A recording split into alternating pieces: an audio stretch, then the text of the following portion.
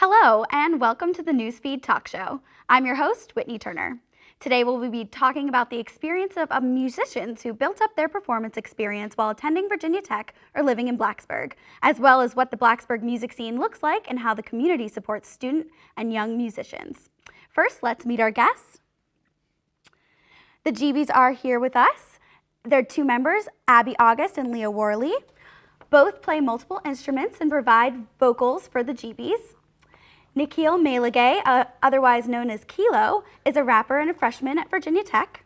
Besides rapping, Kilo also plays instruments like the guitar, French horn, and viola. Nicole Yun, the frontwoman of the band Eternal Summers, she graduated with a degree in music composition and English from James Madison University, and she also spent time performing and DJing in Blacksburg. Eternal Summers has recorded 4 full-length albums and has garnered attention nationally.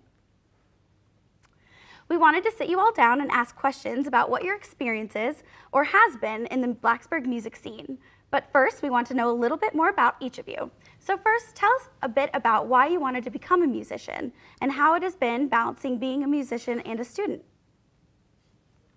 I guess I'll go.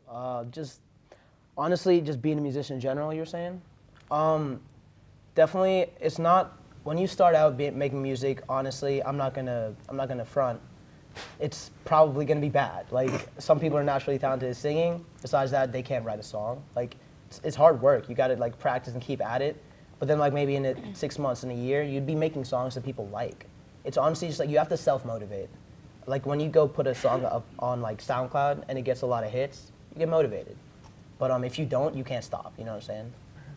Like, look at Chance. I think just generally having an interest in music and just almost being a nerd about it, I think that's the main motivation, because even if you make it or don't make it, I know for me, I've been in bands since I was 13 years old, not ever thinking, this is what I want to do as a job, but more so, I just want this outlet to create and be with other people and make music and eventually learn how to write music. But I think a lot of it was about just purely being interested, no matter what the outcome was. So I guess our story is a little different. Well, Lee and I met on Facebook and we roomed together freshman year. Slusher. And Leah has been in a band. You've been in a band since you were like 17? Yeah, we had like a high school indie rock band called Greater Effects, and that was good fun. But yeah, it wasn't that serious. And then I've played the ukulele, but I would just like do it in my bedroom by myself. And so Leah like pressured me to jam with her, which I had never done before. It's a strong word. Because I would always like be in the dorm playing guitar, and like I would hear Abby singing around the dorm, and like, oh my God, you have this excellent voice. Like, we need to collaborate. And at that point, I didn't know how to sing at all. Like, it was not my thing. And then we've been living together for 3 years now, and like, yeah, whoa. And yeah, like I really developed my voice with Abby, and so I think like a lot of the way we say things is similar, just because like I didn't start out like as a vocalist. Yeah. And I think like one of the main things that like are like why we want to be musicians is just to like express our words to people, you know? Mm-hmm. Yeah, we have a lot of feelings. Yes. Don't we all? I love that. What are some of the biggest challenges you guys have faced in Blacksburg while trying to become a musician? I'm ready to take this one. Okay, go for it. I don't know if you guys have ever been in downtown Blacksburg, but there's a place called the Social House. I, being a prospective freshman, I like kind of drove past it once. I was like, okay, looks like a nice place. It's just like a family eatery. But then I tried to perform there, and I'm a rapper, and this is like, it's just not the scene. But I did it anyways. We showed up, I got about 30 people to show up, and then they did not have speakers. They didn't have a mic, so I just blared it on my own, like there are studio speakers that you use for recording and everything. I just brought those because I just wanted to show them a good time. No mic, just yelling over it. Oh my throat hurt afterwards, but like it was worth it. People like I know I was screechy. I definitely didn't sound that good, but you know when you see a live musician, you kind of got to give them something, right? But yeah. I respected people didn't just like boo me. Yeah. I know for me, I mean, it's been a while since I've lived here, but I was really lucky just to meet random people who knew, like, a lot of, at that point was, a lot of the shows were at people's homes, like basement shows. Yeah. And for me, especially since I wasn't a tech student, it was really just meeting random people and, you know, letting people know I play guitar, like, I'm open to jam. And I think it was like literally people who I met, because I got a show at WVT, people who I met through the radio station, also just people who I met, like I used to work at Gillies for a little while. Oh my God, that's a and great I place met to some meet people. people. The first person I met was somebody who I'd met previously at JMU, was who ended up being my drummer for this band. And I was like, I remember you, because you were in some other band. And we just like clicked, but it's really tough otherwise, because there's no clear scene where it's like, you know, if you're an interested musician, here, go to this place. Yeah, there's no. You have to just, you know, hope that you meet the right people randomly. Which is stressful. Yeah. You know? Yeah, It's kind of exciting though. Yeah. Yeah. I really agree with what you're saying, how it's like, it's really just about happening to be around these people who like have these opportunity or know someone or do this, and like, I don't know.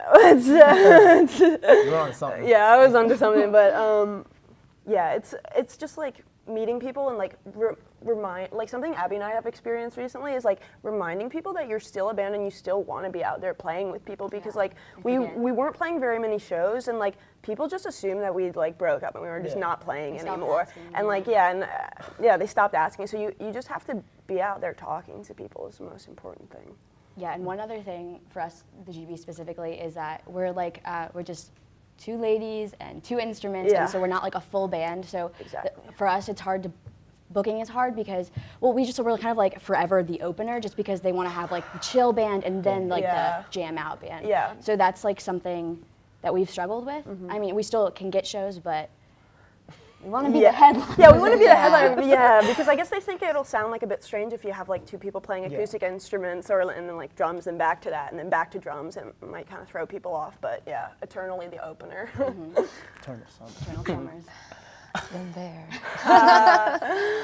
Thank you all for your answers. And coming up, we'll talk more about our guest experiences performing in Blacksburg, as well as advice they have for aspiring musicians. Okay, so we drowned the fire, stirred it, drowned it again, and now just feel if it's cold. Yeah. Cool.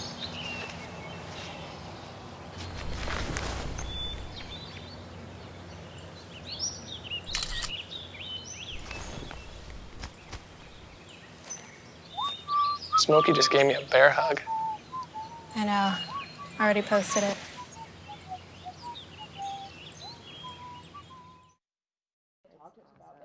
Welcome back to the show. Blacksburg itself is a small town, but there are plenty of local establishments that host performances. Performances can be booked by student organizations, the university, or individuals. There are certainly plenty of venues to choose from to host these events. Newsfeed reporter Dylan Holliday has more. Dylan? As a small rural town, people may not guess that Blacksburg, Virginia has such a thriving music scene. But many locations, especially in the downtown strip of Main Street, often open their doors to local artists and musicians. Blacksburg is home to more than a dozen bars and businesses that host local musicians and small-time shows. Venues like Sycamore Deli, Gillies, and the XYZ Art Gallery serve patrons during the day and transform into destinations for music lovers at night.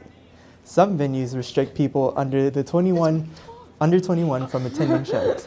However, with Main Street at the center of the town, it's easy for both Virginia Tech students and town residents to host and attend concerts. If there's one word that describes the music scene here, it's dedicated. They enjoy it so much. Like, it seems like a lot of like students and things like that, they want to play because they want to play. It's what they enjoy doing. It's what they love to do. Whereas when you get touring acts, a lot of times at that point it's just for a paycheck. Along with a growing music scene comes a diversity of musical interests. Performance genres in Blacksburg range from folk to punk rock to hip hop. Some bookers and event coordinators only book performers with a specific genre, which can at times separate the music community, but also encourages more people to join. I could just know a lot of people in the local area, and then the most stressful part, which is the actual show, which is making sure that everything goes to plan. And most venues don't have lighting for some weird reason, so you have to find your own lighting and you have to be creative. But the Blacksburg music fan doesn't have time to stop at Main Street. Many students and residents are going a step further and opening their homes for bands to come and perform for anyone wanting to catch a local show. Blacksburg, Virginia is letting people know that anyone's music is always welcome here. Reporting for the newsfeed, I'm Dylan Holliday. Back to you, Whitney. Thanks, Dylan. Now let's reintroduce our guests. Abby August and Leah Worley are singers and musicians in the band, the GBs. Kilo is a rapper and a freshman at Virginia Tech, and Nicole Yun is the frontwoman for the band Eternal Summers. Like we saw, Blacksburg has a variety of venues that host performances by local bands. How would you describe the musician community in Blacksburg from your experience? Definitely want someone else to take this question. We've made some really good friends through the music community. And I think that, oh my gosh, sorry, I keep blanking. Oh my gosh. Let's see, the music community. I mean, it is pretty close-knit. You're gonna know the people who are gonna be the ones booking the shows, and you're gonna be, acquaintances with them and friends with them, and then you're friends with these people who are also, getting opportunities to play shows, and then, that links you with more opportunities. Actually how we recorded an album with our friends last summer, and we met them because we got booked to play a show. With them, Bread Pilot at John's Camera Shop, which was one of the coolest, kind of most unique venues we've ever played at, yeah. But what Nicole was saying is that, and I think you were just touching upon, is the informal networks, which can make it not only hard to book, but then also when you're, and I think Kilo was kind of talking about this too, you might not have the right equipment, or they don't really, you might set yourself up, it sometimes, or we've had an experience where our sound wasn't working well, and no one helped, no one did anything, because we didn't know when to start or stop, and we couldn't hear any vocals, and we couldn't, Yeah, that's definitely tough. I don't know, maybe a part of it's just me putting myself, okay, I don't think I have a problem with putting myself out there, but people don't actively go search for oh, is he gonna make it next? Should I help him get shows? Should I help him I don't know, branch out? Definitely, I think I'm getting better at it because I have a lot of events this month itself, but as far as this year, it's just been a learning experience. I'm growing my network right now, so. Plus you're by yourself. That's a whole nother I'm a little bit lonely. Yeah, I mean, I think, the scene in Blacksburg, I think, has always been very loyal and very, supportive. I think what might, I think no matter where you are, because I live in Roanoke right now, and I do think the scene there is a tiny bit bigger, but very similar. And what I've noticed is if you are active, so if you're actively putting music out, or you're actively trying to play shows, even in other towns in Virginia, people see that you're serious. And so that could mean the difference between playing a show at somebody's house versus, okay, actually the school wants to host you as the official opener before Chance the Rapper. Oh my. But I think it really does take a little bit of initiative as far as, okay, sure, the place I'm at is smaller, but that doesn't mean I need to be held back by that, nor does it mean that my efforts can't actually make my situation, even in my own hometown, better. Because I know for me, even in Roanoke, ever since things, we started being more initiative with touring, we got on a label, and then from that point, we did get a booking agent. And from that point, in Roanoke, it's the difference between us playing at the local record store and us playing at the Jefferson Center, which we've played a few times now. And that shows your local community, like, wow, okay, it's not just like a fun project, but this is an artist that is really like trying to make this something more than just a hobby. So, as students, and you were a student as well, how and when did you guys find the time to practice? Oh boy, we'll take this one. This is really hard for me and Abby. We're not good at planning in advance. And often, if we know we have a show coming up, we'll be practicing like 3 hours every night the entire week before, and like we really should be practicing several weeks before, so it's not so. But I mean, we're students. Like we try and be understanding with each other. If there's like a night I come home before the show and I'm like, hey, like I have stuff to do for tomorrow. Like I can't practice tonight. I know we have the show, and like we just try and accommodate each other because it's just gonna stress you out more if like you're not able to communicate that. Yeah. And we bought a calendar. Oh yes, we have a calendar now, and we And put that we want to like schedule band practice. But Yeah, we we have put yet our- to do it. we put our shows on there, but Yeah. we'll schedule band practice soon. Yeah, definitely. I guess setting aside time for practice is what you were curious about. I don't know if I have to struggle with finding time for it, just because I was in the BIT major, and no shade, if you want to get that as your job, go ahead. Right now, you don't have any work. Don't lie to yourself. So like I've had a lot of time to work on music, and I've been grateful. Like I've been able to develop my sound a lot because I used to just make pop rap songs, and just because people like to hear them. Then I realized that's not me. I want to talk about my experience as an Indian and how it is like fitting in with all of this, and at the same time not fitting in, making my own lane. But I'll have time right now. Next year, maybe not. Yeah, you freshmen, it'll come. Yeah, I mean, I think no matter what level, like how old you are, either whether you're in school still or you're just working a regular job, if it's something that you're really passionate about, I think people will find time. And I think for me now, like with my bandmates, we have to be, we have to set certain days, like this is always our day. And I think a lot of people, even other bands from other cities, have noticed like, whoa, you guys have a high output of music, and you guys seem like you're really good friends.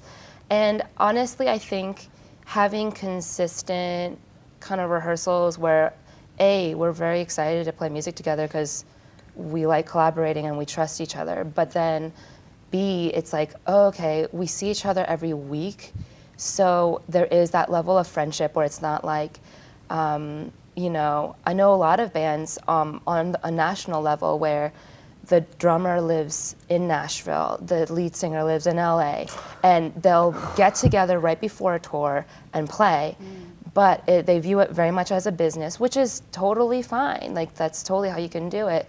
But I do think one of the benefits I've seen is in my band, we've been together, this particular lineup's been together since 2011, and it's stayed the same. And I think a lot of that comes from us consistently getting together and consistently trusting each other's insights and valuing each other's input.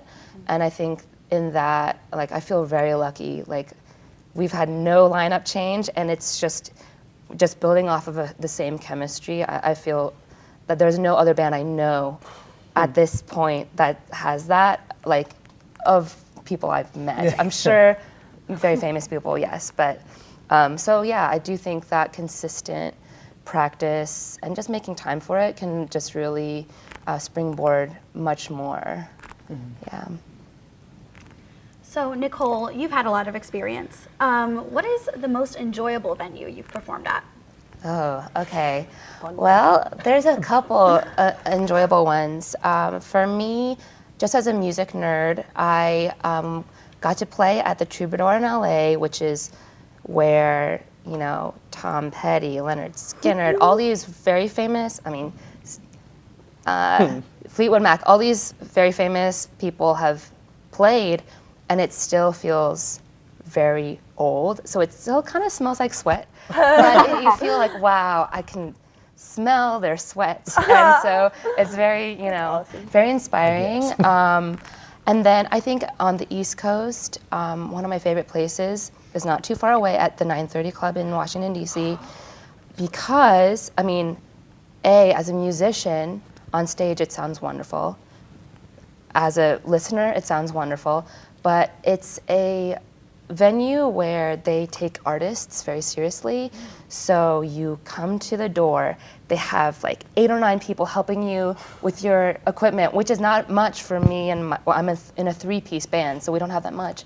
And it's just where everything's treated very professionally, so it makes you feel like, wow, I can play an amazing show tonight because I'm not worrying about any other thing. But seriously, like both of those things were very much felt like luxuries. And then we were able to go to Europe, and I would say playing in Paris was probably my favorite thing ever because we played at this place called l'Espace B, or Espace B, and there were people there who were like, "We've been waiting for you, and will you play these songs?" And I was like, what? This is amazing. But also because the crowds in Europe, you will not see any cell phones out. No one's taking photos. People keep everything to themselves because they're focused on the show. And I think that brings, no matter what kind of space it was, it's that level of respect where people are there for music and not like to say that they were at the show. Right. So, yeah. Well, coming up, our guests will talk a bit more about their hopes for the future as well as tips they've gathered during their experiences performing. Look at you. You're at the top of your game. You're unstoppable. Nothing can throw you off track. Wait, is that your car? Uh-oh. Yeah, I saw that coming. That will throw you off track. You're looking at around 10 grand in fines, legal fees, and increased insurance rates.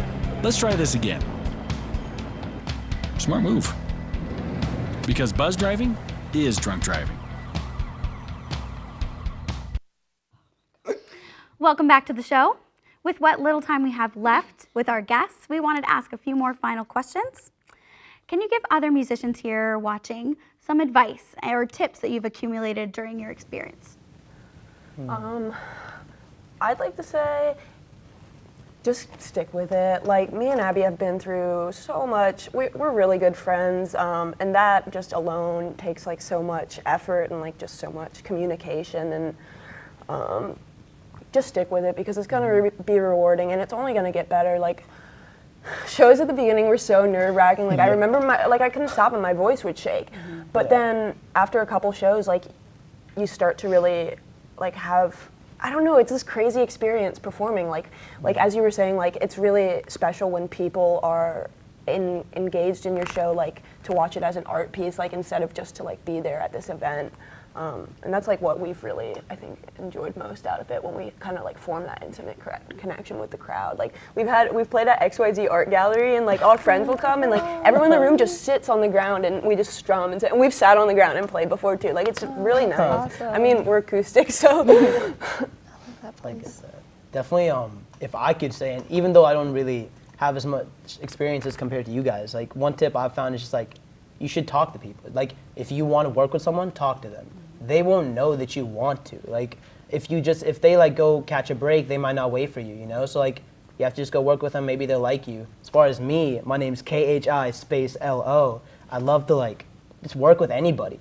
If you think that you like have at least a little bit of courage, just tell me, you know, like, yes, I know where you are, and they definitely know where you are, so. I found most people are usually really willing, like, especially local musicians, people get really excited when they want, like, the people, our good friends who recorded the album, like, they were so excited and happy to like sit with us in the basement and do like all of these takes, and it was the most stressful thing we've ever done, like, recording the album, getting the right track, yeah. But I mean, like, the only bad thing I've noticed is like a lot of people, musical or non-musical, there's ego, you know, like, you have to put that away. I mean, eventually, if you don't like their music, just stop talking to them. Like, you don't have to. Just be a good person. That's what I'm saying. Yeah, I think like just touching on what everyone has said, I think like sticking with it, but also like I do think there's a bit of a culture of like wanting to be discovered quickly, or like making it big really fast. And I think like the thing that I've seen, both just with, I've seen this in many different forms, is people not spending a lot of time on their craft and on their songs. And so even good friends of mine who are young and have made it really quickly, they have one album, but they're a headliner that are expected to play for an hour and a half. So I think no matter what you do, like, don't ever sit on your laurels, or don't, I wouldn't say like focusing on social media is fine, but the main focus should always be like, what kinds of songs are you writing? What's inspiring you? And like continuing to do that, because I mean, without that, there's no point in even being a musician. And I think even what Kilo was saying about connections, I think it's mostly being a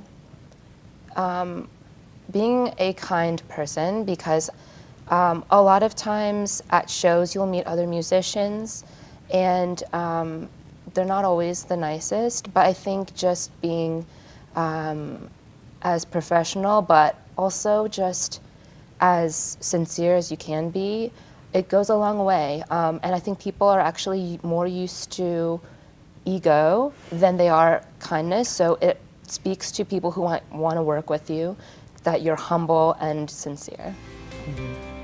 Thank you guys, that's all the questions we have for you today. That will wrap up this special edition of the Newsfeed. A big thank you to our guests for joining us today. If you have a story idea or even a talk show idea for the Newsfeed, let us know. Send us an email at thenewsfeednrv@gmail.com. And as always, you can connect with the Newsfeed on Facebook and Twitter. Thanks for watching. I'm Whitney Turner.